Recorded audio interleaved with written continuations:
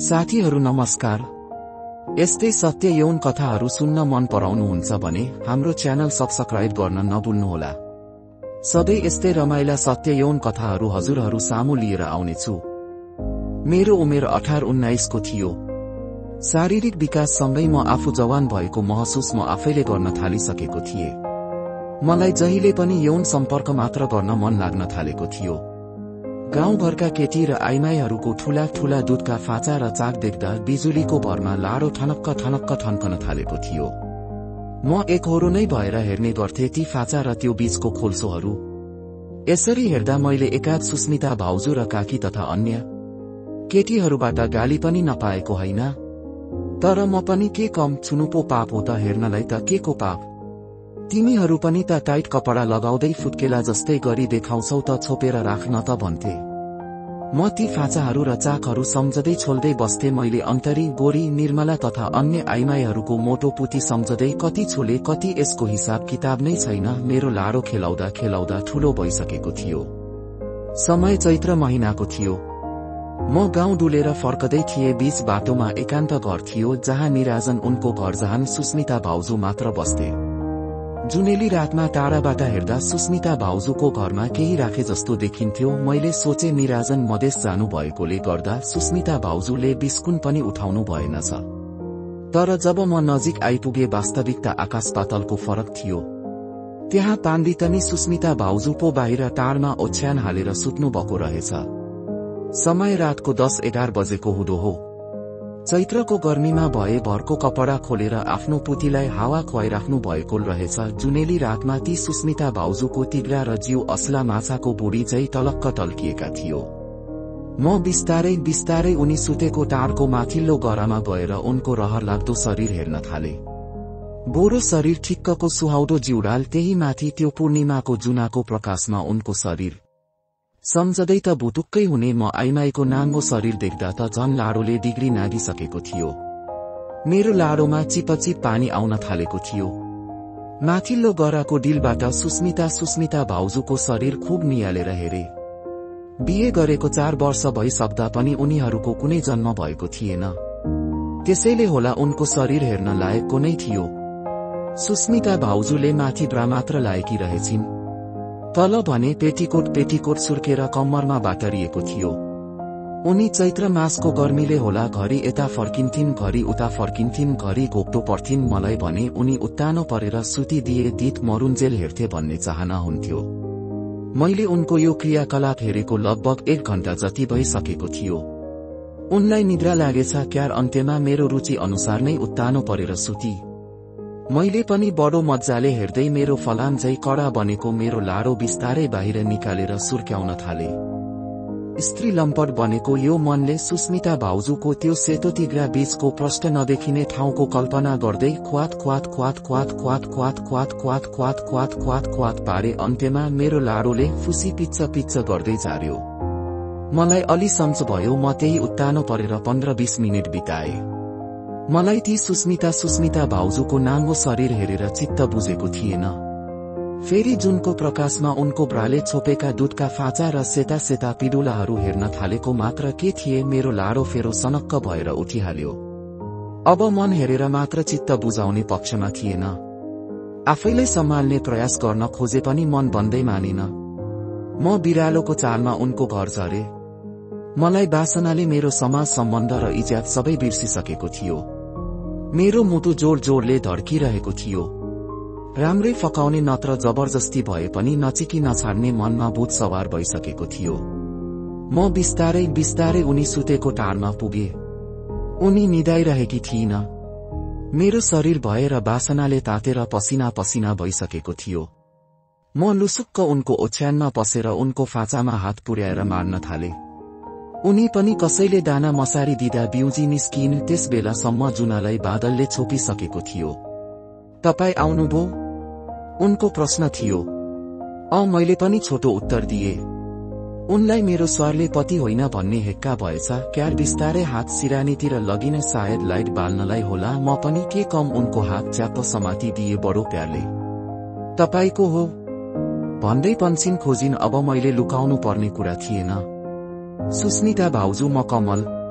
मैले तपाई सुत्नु भएको 2 घण्टा अगाडिदेखि हेरिरहेको छु।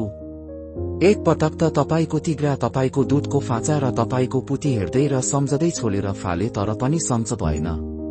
अन्त्यमा चिक्ने नै मनसाय लिएर यहाँ आएको सुस्मिता भाउजू, प्लिज मलाई एकपटक चिक्न दिनुस् न। धर्म नै हुन्छ सुस्मिता भाउजू। मैले एकै सासमा यति भनी सिध्याए। धत कमल भाइ हुँदैन, तपाईको दाइको मात्र पत्नी हुँ म, अरूसँग यस्तो काम गर्न सक्दिन। छोड्नुस् मलाई भन्दै उठ्न खोजिन। मैले उनलाई उठ्न नदिई बिस्तारी लडाउँदै सम्झाए, सुस्मिता भाउजू प्लिज, म त पागल नै भइसके। तपाई नै किन यस्तो बाहिर जुनेली रातमा नाङ्गो सुती दिनुभयो त? तपाईले दिनुहुन्न भने पनि म त जबरजस्ती भए पनि गर्छु भन्दै ऊ माथि चढेर उनको गाला ओठ घाँटी जताततै चुम्बन गर्दै उनको गतिलो गतिलो फाँचालाई मार्न थाले। उनका फाँचाहरू पनि कमका हैनन्, हातले भ्याउनै मुस्किल। उनी भने उम्कने प्रयास गर्दै थिइन, कमल भाइ तुरुन्त मलाई छाड नत्र म चिच्याउँछु। मैले पनि जो गर्नुहुन्छ गर्नुस्, हल्ला गर्नुस्, चिच्याउनुस्, मलाई कुट्नुस्, तर म अन्धो भइसकेको छु। भरे कोही आइगए उनले नै मलाई बोलाको हो भनिदिन्छु। मेरो त के 2-4 दिन कुरा काट्लान्, तर बर्बाद त तपाईको नै त हुन्छ नि, हैन? सुस्मिता भाउजू चुप भई, तर पनि फुत्किने प्रयास भने जारी नै राखिन।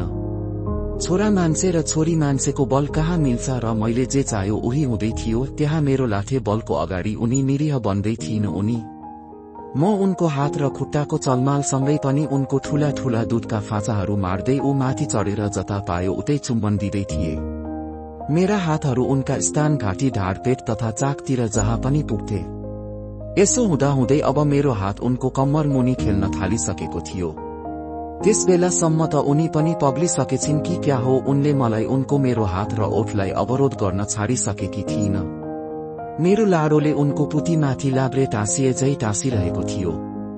म अलि उत्ताउलो हुँदै सुस्मिता भाउजूको हात मेरो लाडोमा लगेर छुवाइदिए। उनी हात जित्दै मान्दै थिइनन्। 2-3 पटक कर गरेर खेलाइदिनुस् न सुस्मिता भाउजू भने पछि बल्ल खेलाउन थाल्नुभयो। आम्मै कति लामो। अनायस सुस्मिता भाउजूको मुखबाट यो शब्द फुत्कियो। म हाँस्न थाले। के हो, निराजनको छोटो छ कि क्या हो? मेरो जाबो 8 इन्चको त हो नि। तपाईको निराजनका त 4 इन्च जतिको छोटो मात्र छ, भित्रै पुग्दैन, खाली बिट बिटमा हिर्काएर छाड्नुहुन्छ। सुस्मिता भाउजू अब खुलेर बोल्न थालिसकेकी थिइन। मैले उनको पुतीमा हात पुर्याउँदै आज लामो माल चाख्नुस् न सुस्मिता भाउजू भने। ओहो, उनको पुतीबाट पानी झरेर पेन्टी नै भिजिसकेको रहेछ। र्याल र्याल भएको पेन्टी फुकाल्दै सोधे, के साह्रो पानी फालेको? आको पानीलाई के गर्नु त नि? उनीले पनि उल्टै मलाई प्रश्न तिर्स्याइन्। उनले पनि तपाईको माल छाम्दै म कस्तो भइसके अनि पानी नझरेर के झर्छ त? बरु छिटो पो घुसार्नुस् भन्दै मेरो पेटी हतार हतार फुकालेर हाल्फ पेन्ट र भित्री कट्टु फुकाएर फालिदिइन। मेरो विचारमा सुस्मिता भाउजू अब खप्नै नसक्ने भइसकेकी थिइन। मैले पनि यही हो बेला भन्दै मेरो लाडोलाई सुस्मिता भाउजूको पुतीको टाउकोमा राखे अनि कानमा खुसुक्क भने, सुस्मिता भाउजू मिलाउनुस् न। हो, मैले थापी पनि दिनु, अझ घुसार्नलाई सिधा परेर मिलाउनु पनि। बो, म त मिलाउदिन, आफै मिलाएर पसाउनु है भन्दै सजिलो गरेर खुट्टा फटाइदिइन्। मैले पनि किन नामर्दा हुनु भनेर लाडो अलि तल झारेर बिस्तारै ठेले अलि अलि गर्दै वात्तै पसाइदिएको। सुस्मिता भाउजू त अत्तालिए झै पो हुनुभयो। के भयो नि, किन लामो सास फेरेको भन्दै मैले सोधे। मुटुसम्म पुग्ने गरी ठेलेको छ अनि किन अत्तालिएको रे? मुटुसम्म त गफ नै बो, मेरो नाइटो सिधा भने पक्कै आइपुग्यो। मेरो पाठेघर नै छेडिदिन्छौ जस्तो लागिरहेछ। लामो भनेको लामो नै हुने रहेछ। दाजेले त बिट बिट हिर्काउँदै बस्थे भन्दै मलाई कम्मरमा अझ कसिन्। मैले दन्दन चिक्न थाले। त्यो समय मैले मेरो समाज र सम्बन्धलाई बिर्सिदिए। उनले पनि मेरो सिउँदो र कौमार्य पण्डितको मात्र हो भन्ने कुरा बोलिदिए। म तातो तातो पुतीमा चिप्लो चिप्लो पानीसँगै ग्वाम ग्वाम चिकिरहेको थिए। सुस्मिता भाउजू मेरो कम्मरमा र मेरो शरीर मसार्दै र अंगालो मार्दै मलाई कस्तै आँखा चिम्मा गरिरहेकी थिइन। मैले पहिला नै छोलिसकेकोले मेरो फुसी अलिक ढिलो झर्ने पक्का थियो। त्यसैले मैले छिटो छिटो मेरो घोचा उनको खौलीमा बसाउन थाले। सुस्मिता भाउजूको सास छिटो छिटो चल्न थाल्यो। मैले झन उनलाई असीम आनन्द होस् भनेर झन स्पिड बढाए। मेरो चिकाइको गतिसँगै आवाज पनि छिटो छिटो आइरहेको थियो। किचिक किचिक किचिक किचिक किचिक किचिक किचिक किचिक। मेरो छिटो छिटो चिकाइसँगै सुस्मिता भाउजूको अंगालो पनि झन झन कसिदै थियो। साथै उनले खुट्टा फारेर मलाई सजिलो पनि बनाइदिँदै थिइन। मैले झन् लाडोको फेदसम्म नै बसाउँथे, उनी कुक्रुक्क परेर थापिदिन्थिन। हाम्रा जिब्रोहरू एकाएकामा तनातान हुन्थे, तल भने ठेलाठेल। त्यही ठेलाठेलसँगै एकहोरो हाम्रो ठूला ठूला र छोटा सासका आवाज र एकहोरो आवाज आउँथ्यो, क्वाच क्वाच क्वाच क्वाच क्वाच क्वाच क्वाच क्वाच क्वाच क्वाच क्वाच क्वाच क्वाच क्वाच क्वाच क्वाच। म लगातार उनीमाथि उफ्रिँदै थिएँ, उनी पनि स्वर निकाल्दै थिइन्, गर्दै। मैले लगभग 13 मिनेट जति उनको पुतीमा लाडो चोबाल्दै निकाल्दै गरिरहेको थिएँ। उनी शिथिल हुँदै जाँदै थिइन्। यत्तिकैमा मलाई पनि कस्तो कस्तो लाग्न थाल्यो। म एकछिन रोकिए। सुस्मिता भाउजूलाई कानमा सोधे झारिदिन्। उनले पनि हुन्छ झार्नुस् भनिन्। मेरो पाली पहिलाको भन्दा छिटो छिटो र सारो तरिकाले उनको पुतीमा माल बसाउन थाले। उनी पनि मलाई अंगालो कसिलो बनाउँदै साथ दिँदै थिइन्। मेरो लाडो फुरफुराउन थाल्यो। मैले झन भित्र पेल्दै 2 हातले सुस्मिता भाउजूको काँध समात्दै आफूतिर ताने। मेरो फुसीहरू फ्यात्त फ्यात्त झर्न थाल्यो। अनायस मुखबाट सुस्मिता भाउजू, मेरो सुस्मिता भाउजूको शब्दहरू निस्किए। उनले पनि हजुर हजुर भन्दै मलाई साथ दिइन। मैले उनलाई पुतीदेखि भयभरको शक्ति लगाउँदै काँधदेखि पनि तान्दै कुप्रो पार्दै मेरो फुसीलाई जम्मै भित्र फालिदिए। हामी एकछिन किस गर्दै टालिरह्यौं। त्यसपछि बिस्तारै छुट्टियौं। सुस्मिता भाउजू र मैले त्यो रात 5 पटक चिकामारी खेल्दै रात छर्लङ पार्यौं।